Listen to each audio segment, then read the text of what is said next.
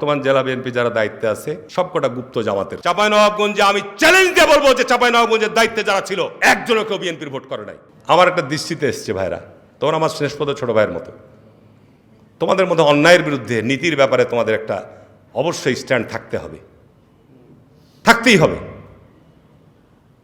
জেলা বিএনপির নামে গতকালকে দেখলাম একটা প্রোগ্রাম, এরা নিঃসন্দেহে বর্তমান জেলা বিএনপি যারা দায়িত্বে আছে সবকটা গুপ্ত জামাতের অঙ্গ। ঠিক না? ঠিক বলছি? আমি পার্টি চেয়ারম্যানকে অনুরোধ করব, তদন্ত করতে হবে। এরা গত নির্বাচনের সময় আপনি আমাদেরকে নমিনেশন দিয়েছেন, আমরা প্রার্থী হিসেবে আমি অধ্যাপক শাহজাহান মিয়া আমিনুল নির্বাচনে প্রতিদ্বন্দ্বিতা করেছে। ঠিক না? ঠিক বলছি?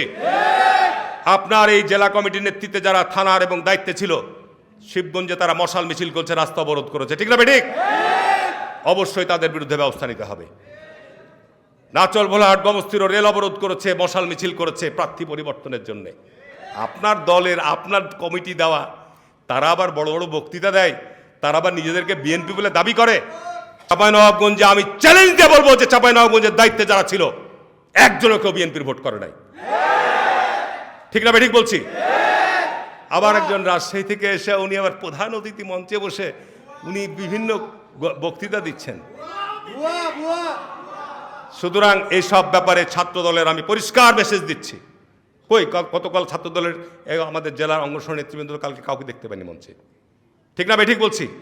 তারা তো বিএনপি, তারা তো কাজ করেছে বিএনপির ভোটের সময়, তারা আমার এলাকাও করেছে, শাহজাহান সাহেবের এলাকাও করেছে, আমিনুল এলাকাও করেছে। ঠিক না? ঠিক বলছি কথাটা?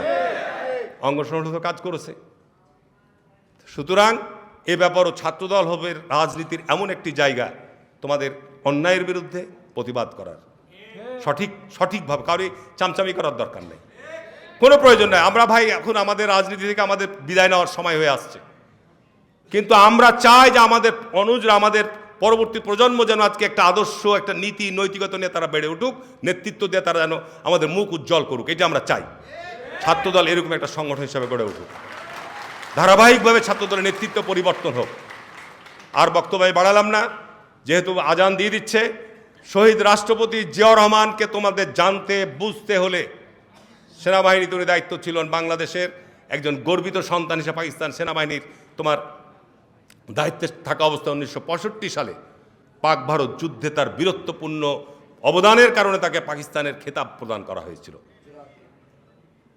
1971 সালে মুক্তিযুদ্ধে তিনি শুধু স্বাধীনতার ঘোষণাই দেন নাই, সরাসরি তিনি মুক্তিযুদ্ধের নেতৃত্ব দিয়েছেন, একটা ফোর্সও গঠন করেছেন।